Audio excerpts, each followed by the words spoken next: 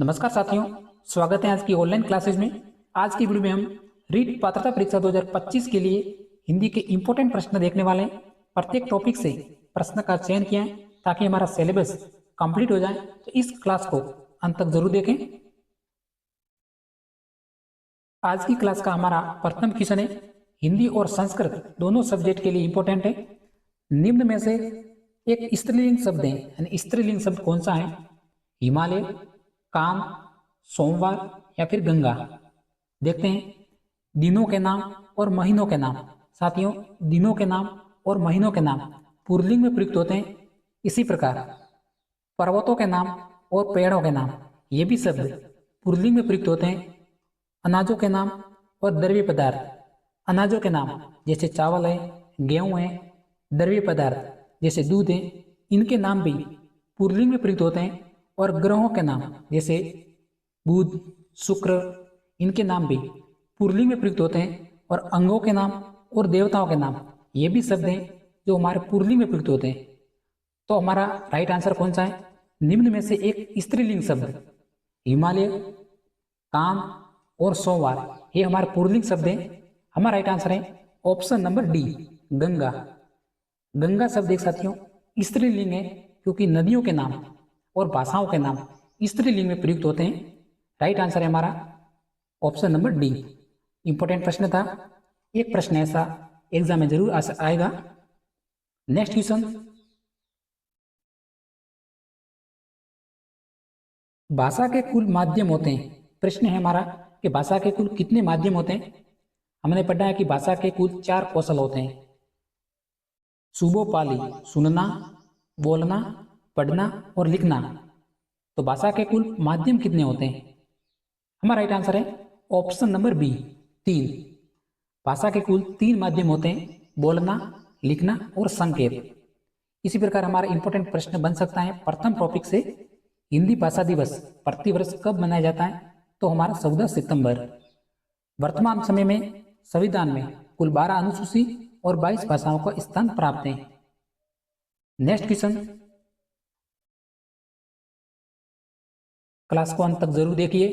अगर वीडियो अच्छा लगे तो एक सब्सक्राइब जरूर करें, क्योंकि इंपॉर्टेंट क्लास लेकर आते रहते हैं। हिंदी वर्णमाला में स्पर्श व्यंजनों की संख्या होती है, कुल स्पर्श व्यंजनों की संख्या कितनी होती है? देखिए, ये नासिकीय, अंतस्थ और उष्म, ये व्यंजन सभी याद रखें, एग्जाम के लिए इंपॉर्टेंट है।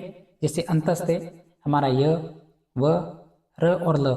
उष्म व्यंजन है स, स और ह। तो इसी प्रकार स्पर्श व्यंजन कितने होते हैं? हमारा राइट आंसर है ऑप्शन नंबर ए, 25। कुल वर्णों की संख्या 44 होती है। इसमें 11 स्वर है, 33 व्यंजन है। नेक्स्ट प्रश्न है हमारा, निम्न में से तत्सम शब्द कौन सा है? तत्सम, तो सर्वप्रथम हमें इसका अर्थ समझना जरूरी है। तत्सम का मतलब होता है कि संस्कृत के समान। इन 4 ऑप्शन है, इनमें से एक शब्द है वो हमारा संस्कृत का है, वो कौन सा है? काम, कपड़ा, चूरन या फिर उष्ट्र। बहुत ही इंपॉर्टेंट प्रश्न है। तत्सम और तद्भव, ऐसे प्रश्न एग्जाम आते रहते हैं। हमारा राइट आंसर है ऑप्शन नंबर डी, उष्ट्र। ये शब्द हमारा संस्कृत का है। ऊंट, ऊंट शब्द एक हिंदी भाषा का है। उष्ट्र जो कि संस्कृत भाषा का शब्द है। काम एक हिंदी भाषा का शब्द है। कपड़ा हिंदी भाषा का शब्द है। और चूरण ये भी हिंदी भाषा का शब्द है। नेक्स्ट क्वेश्चन, निम्न में से तद्भव, तत्सम का मतलब हम समझ चुके हैं कि संस्कृत भाषा के शब्द। अब हमारा प्रश्न है कि निम्न में से तद्भव यानी हिंदी भाषा का शब्द कौन सा है? 3 शब्द संस्कृत के हैं, एक शब्द हमारा इसमें हिंदी का है, वो कौन सा है? बहिन, भगिनी, ग्रीष्म या फिर मनुष्य। हमारा राइट आंसर है ऑप्शन नंबर ए, बहिन शब्द। बहिन शब्द साथियों हिंदी भाषा का शब्द है। बाकी भगिनी जो कि संस्कृत का है, ग्रीष्म संस्कृत का है और मनुष्य ये भी संस्कृत का है। मनुष्य को हिंदी में मनुष्य बोलते हैं, मानुष। ग्रीष्म को गर्मी बोलते हैं, भगिनी को बहिन बोलते हैं। हमारा राइट आंसर था ऑप्शन नंबर ए। बहुत शानदार क्लास होने वाली साथियों, अंत तक देखते रहिएगा। इस प्रश्न से इंपॉर्टेंट प्रश्न और क्या हो सकता है? बहुत सिंपल प्रश्न है। हिंदी वर्णमाला में कुल वर्णों की संख्या पूछिए, कितनी होती कुल वर्णों की संख्या बताइए। देखिए हिंदी वर्णमाला में 11 स्वर होते हैं, 33 व्यंजन होते हैं, 2 उत्सिप्त होते हैं, अयोगवा की संख्या 2 होती है और संयुक्त व्यंजन जो कि 4 होते हैं। तो कुल वर्णों की संख्या कितनी होती है? हमारा राइट आंसर है ऑप्शन नंबर डी। हिंदी वर्णमाला में कुल वर्णों की संख्या 52 होती है। अगर प्रश्न पूछा जाता कि हिंदी वर्णमाला में वर्णों की संख्या होती है तो हमारा राइट आंसर होता 44। कुल वर्णों की संख्या है वो हमारी 52। क्लास को लाइक जरूर करें अगर अच्छी लगे तो। नेक्स्ट क्वेश्चन, अब हम जल्दी से जल्दी प्रश्न देख लेते हैं। त वर्ग का उच्चारण स्थान है, त वर्ग का कौन सा है इसमें से बताइए। तो देखिए क वर्ग का जो उच्चारण स्थान है वो हमारा कंठ, च वर्ग का उच्चारण स्थान तालु, ये हमारा नासिका जैसे अणा म अणा नम। इसी प्रकार त वर्ग का जो उच्चारण स्थान है वो हमारा दंत। ये प्रश्न याद रखें। नेक्स्ट क्वेश्चन, कवि शब्द का स्त्रीलिंग शब्द कौन सा है? कवि शब्द का स्त्रीलिंग शब्द पूछा गया है वो कौन सा है? कविता, गायिका या फिर कवियत्री या फिर काव्य। बेसिक प्रश्न है, सिंपल प्रश्न है, इंपॉर्टेंट प्रश्न है। हमारा राइट आंसर है ऑप्शन नंबर डी, कवियत्री। ऑप्शन नंबर सी को हम लॉक करेंगे, हमारा राइट आंसर है कवियत्री। नेक्स्ट क्वेश्चन, प्रत्येक क्वेश्चन एक एक टॉपिक से सेलेक्ट किए हैं। यशोगान शब्द में का संधि विच्छेद होगा। यशोगान शब्द में कौन सी संधि है हमारी? यण संधि, अयादि, वर्दी, गुण। हमारा राइट आंसर है ऑप्शन नंबर बी, यश विसर्ग धन गान। इसमें हमारी विसर्ग संधि है। ऑप्शन नंबर बी को हम लॉक करेंगे, हमारा राइट आंसर है। नेक्स्ट क्वेश्चन, अब हमारा समास से संबंधित इंपॉर्टेंट प्रश्न है। प्रत्येक शब्द में कौन सा समास है बताइए। प्रत्येक शब्द तत्पुरुष समास है, अविभाव समास है, द्विगु समास है या फिर कर्मधारय।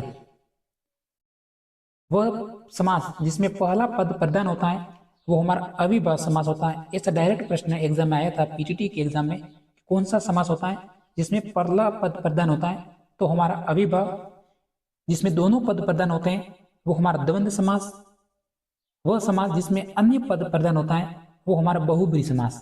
बाकी बचे समास होते हैं उसमें दूसरा पद प्रधान होता है, उसमें से तत्पुरुष है, कर्मधारय है और द्विगु है, इसमें दूसरा पद प्रधान होता है। तो प्रत्येक शब्द में कौन सा समास होता है? हमारा राइट आंसर है ऑप्शन नंबर बी, अविभाव समास। क्योंकि अविभाव समास में प्रथम पद उपसर्ग होता है प्रत्येक, इसमें पर उपसर्ग है। हमारा राइट आंसर है अविभाव समास, option number B.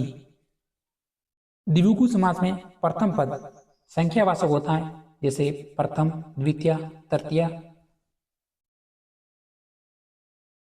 Next question, अलंकार के भेद होते हैं बताइए। अलंकार के कुल कितने भेद होते हैं? 2, 3, 4 या फिर 5? अनुप्रास अलंकार के कुल 4 भेद होते हैं, जबकि जो अलंकार होते हैं उसके कुल भेद होते हैं वो होते हैं 3, शब्द अलंकार, अर्थालंकार और उभय अलंकार। ऑप्शन नंबर बी हमारा राइट आंसर है। नेक्स्ट क्वेश्चन, एग्जाम में एक प्रश्न ये भी बन सकता है, लघु स्वर, दीर्घ स्वर, अल्प प्राण और महाप्राण, ये से प्रश्न आते रहते हैं। तो निम्न में से लघु स्वर कौन सा है? बिल्कुल बेसिक प्रश्न है, इसको बिल्कुल समझना है, इस प्रश्न को रटना नहीं है। जैसे लघु स्वर मुख्यतः 4 होते हैं, अ, ई, उ और री। इसमें से कौन सा है? हमारा राइट आंसर है option number A. Option number A हमारा राइट आंसर है। ये एक लघु स्वर है, बाकी ए, आई, ओ और औ ये हमारे दीर्घ स्वर होते हैं।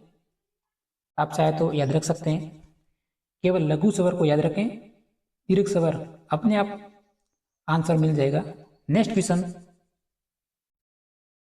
अघोष वर्ण कौन सा है? घोष वर्ण और अघोष वर्ण प्रश्न है हमारा। यानी प्रत्येक वर्ग का पहला और दूसरा वर्ण ये हमारा अघोष वर्ण कहलाते हैं। जैसे ग, ग हमारा क वर्ग का तीसरा वर्ण है, तो ये हमारा घोष वर्ण है। इसी प्रकार घ चौथा वर्ण है, ज तीसरा वर्ण है, जबकि फ है वो हमारा दूसरा वर्ण है। तो देखिए दूसरा वर्ण है तो हमारा राइट आंसर है अघोष वर्ण, ऑप्शन नंबर डी हमारा राइट आंसर है। बहुत बेसिक प्रश्न था, इंपॉर्टेंट प्रश्न था, आपको इस तरीके को याद रखना है। यानी प्रत्येक वर्ग का पहला और दूसरा वर्ण होता है वो हमारा अघोष वर्ण कहलाता है। नेक्स्ट क्वेश्चन, अब हमारा एक प्रश्न है जो महाप्राण से संबंधित है। क्लास को स्किप नहीं करें, बहुत ही शानदार क्लास होने वाली है। प्रत्येक प्रश्न है सिलेबस के अनुसार है।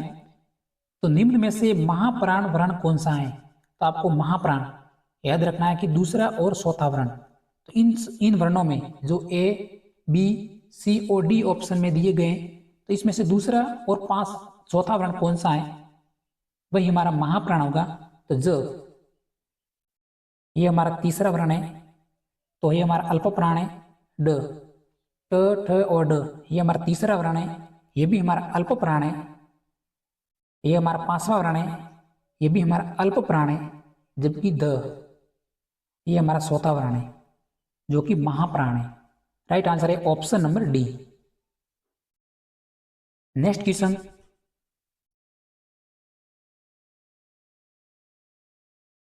गंगा नदी शब्द में संज्ञा है।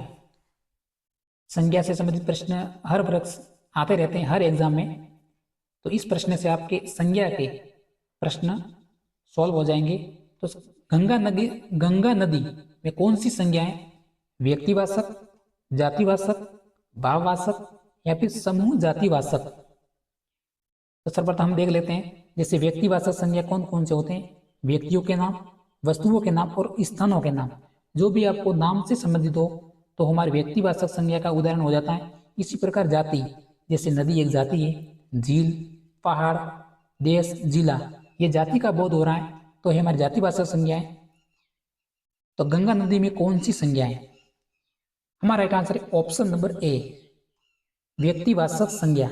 अगर डायरेक्ट हमारा प्रश्न होता नदी में कौन सी संज्ञा है, तो हमारा राइट आंसर होता जातिवाचक। जबकि गंगा नदी एक नाम का बोध हो रहा है, हमारा राइट आंसर है ऑप्शन नंबर ए, व्यक्तिवाचक संज्ञा। क्लास को लाइक जरूर करें साथियों, और एक सब्सक्राइबर तो करना ही है। नेक्स्ट क्वेश्चन, निम्नलिखित में से किसकी लिपि देवनागरी नहीं है? सिंपल प्रश्न है, कौन सी भाषा की लिपि है जो देवनागरी नहीं है? नेपाली, हिंदी, पंजाबी? हमारा राइट आंसर है ऑप्शन नंबर सी, पंजाबी। क्योंकि पंजाबी भाषा की जो लिपि है वो हमारी गुरमुखी, बाकी हिंदी भाषा की लिपि है जो देवनागरी है। इस प्रश्न को याद रखना है कि हिंदी भाषा की कौन सी लिपि है, तो हमारी देवनागरी। इसी प्रकार नेपाली भाषा की जो लिपि है वो भी हमारी देवनागरी है, और संस्कृत भाषा की लिपि है वो भी हमारी देवनागरी है। राइट आंसर है हमारे ऑप्शन नंबर सी। इसी प्रकार बोली जो कि क्षेत्र विशेष में बोली जाती है, उपभाषा बोलियां मिलकर बनती हैं, और भाषा बोलियां प्लस उपभाषा मिलकर भाषा का निर्माण होता है। यह प्रश्न नवीन है जो कि नया ही जुड़ा है, इसलिए इंपॉर्टेंट है। एक प्रश्न जरूर आएगा इस टॉपिक से। इस वर्ष टॉपिक यह हमारे हिंदी सब्जेक्ट में जुड़ा है, भाषा एवं बोलियों का परिचय। शानदार प्रश्न था। नेक्स्ट क्वेश्चन, भाषा का प्रथम कौशल कौन सा है? तो भाषा के मुख्य 4 कौशल होते हैं: सुबोपाली सुनना, बोलना, पढ़ना और लिखना। इन कौशलों को क्रमबद्ध याद रखें। तो प्रथम कौशल कौन सा होता है? हमारा राइट आंसर है ऑप्शन नंबर ए, सुनना। एग्जाम ये प्रश्न बन सकता है। शिक्षण अभिरुचियों में भी शामिल है, और हिंदी भाषा में और संस्कृत भाषा में भी शामिल है भाषा के कौशल। शानदार प्रश्न है। अभी भी इस प्रश्न को हमने देखा है कि एक क्षेत्र विशेष में विसर अभिव्यक्ति का माध्यम कहलाता है क्षेत्र विशेष। तो क्षेत्र विशेष में कौन सी जो भाषा बोली जाती है, बोली, उपभाषा, भाषा या फिर राजभाषा? हमारा राइट आंसर है ऑप्शन नंबर ए, बोली। बोली एक क्षेत्र विशेष में बोली जाती है। इसी प्रकार बोलियां मिलकर उपभाषा का निर्माण करती हैं, उपभाषा मिलकर भाषा का निर्माण करती है। और राज्य विशेष में सरकारी कामकाज के लिए बोली जाने वाली भाषा हमें राजभाषा कहलाती है, जैसे गुजराती।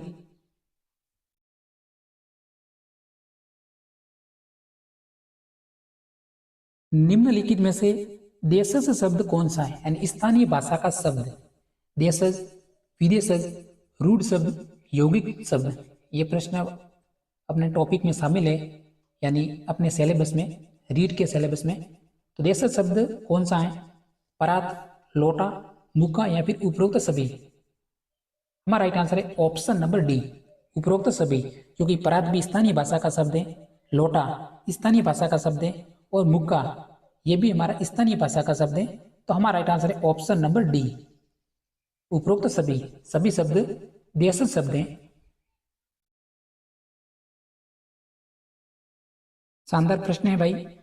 वे शब्द जो अलग अलग भाषाओं से, यानी अलग अलग भाषाओं के शब्दों से मिलकर बने होते हैं, वे कहलाते हैं संकर शब्द, रूढ़ शब्द, योगरूढ़ शब्द या फिर उपरोक्त सभी। कौन से शब्द हैं जो अलग अलग भाषाओं के शब्दों से मिलकर बने होते हैं? हमारा राइट आंसर है ऑप्शन नंबर ए, संकर शब्द। जैसे रेलगाड़ी, रेल एक अंग्रेजी भाषा का शब्द है, जबकि गाड़ी ये हमारा हिंदी भाषा का शब्द है। तो ये मिलकर संकर शब्द का निर्माण करते हैं। इसी प्रकार रूढ़ शब्द जैसे धूप, दिन, नदी, पहाड़, आकाश, यानी वे शब्द जो वर्षों से एक ही अर्थ में प्रयुक्त होते हैं, वे हमारे रूढ़ शब्द कहलाते हैं। इसी प्रकार योग रूढ़ शब्द, बहुब्रीहि समास के जितने भी उदाहरण होते हैं वो हमारे योग रूढ़ शब्द होते हैं। ऐसे प्रश्न याद रखें, इंपॉर्टेंट है। ऑप्शन नंबर ए, यानी वे शब्द जो अलग अलग भाषाओं के शब्दों से मिलकर बने होते हैं वे हमारे संकर शब्द कहलाते हैं। जैसे रेलगाड़ी, आपको ये उदाहरण आ सकता है, रेलगाड़ी, जांचकर्ता, बेपरवाह, बदकिस्मत, ये सभी शब्द होते हैं वो हमारे संकर शब्द होते हैं। निम्न में से अनिश्चयवाचक सर्वनाम कौन सा है? अनिश्चयवाचक सर्वनाम, मैंने आपको जो भी समझ उदाहरण बन रहे थे वो बता दिया। जैसे उत्तम पुरुषवाचक सर्वनाम, आपको ये जैसे मैं, मुझे और मुझको, जो भी ये आपको शब्द दिखाई देंगे वहाँ उत्तम पुरुषवाचक सर्वनाम होगा। इसी प्रकार मध्यम पुरुषवाचक सर्वनाम में तुम, तुझे, तेरा और तुमको और तुझको ये शब्द आपको दिखाई देंगे तो वो मध्यम पुरुषवाचक सर्वनाम होगा। इसी प्रकार अन्य पुरुषवाचक सर्वनाम में यह, वह, ये और वे ऐसे शब्द आपको दिखाई देंगे तो वहां पर अन्य पुरुषवाचक सर्वनाम होगा। तो अनिश्चयवाचक सर्वनाम कौन सा है? हमारा राइट आंसर है ऑप्शन नंबर सी, कोई। ये एक हमारा अनिश्चयवाचक सर्वनाम है। ऑप्शन नंबर सी हमारा राइट आंसर है। साथियों, क्लास को स्किप नहीं करें, उसी प्रश्न बसे हैं, अंत तक जरूर देखिएगा। अगर आप अभी जुड़े हैं तो वीडियो को लाइक करना नहीं भूलें और सब्सक्राइब तो जरूर करें। नेक्स्ट क्वेश्चन, निम्न में से राजस्थानी की एक बोली नहीं है। कौन सी बोली है जो राजस्थान में नहीं बोली जाती है? नया टॉपिक, मेवाड़ी, मारवाड़ी, अवधी या फिर मेवाती? हमारा राइट आंसर है ऑप्शन नंबर सी, अवधी। एनसीईआरटी बुक्स में प्रश्न है।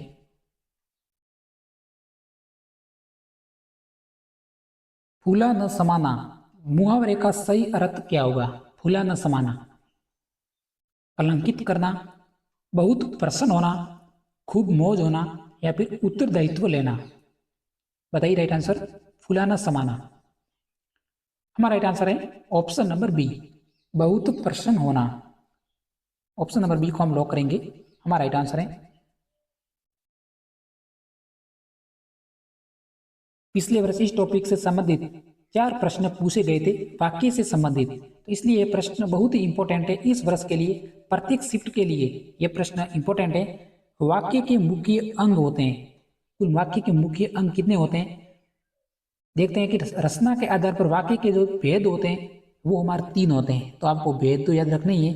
जैसे सरल, मिश्र और संयुक्त वाक्य, ये वाक्य के मुख्य भेद होते हैं। तो वाक्य के मुख्य अंग कौन से होते हैं? हमारा राइट आंसर आता है ऑप्शन नंबर बी, 2। कौन कौन से? जैसे मोनिका गाना गाती है, ये हमारा एक वाक्य है। इसमें जो मोनिका शब्द है ये हमारा उद्देश्य है, जबकि गाना गाती है ये जो शब्द है ये हमारा विधेय। तो कुल मुख्य तो वाक्य के जो अंग होते हैं वो दो होते हैं, उद्देश्य और विधेय। साथियों, आज की क्लास में इतना ही। इसी तरह क्लास लेकर हम आते रहते हैं। तब तो मिलते हैं नेक्स्ट वीडियो में। जय हिंद।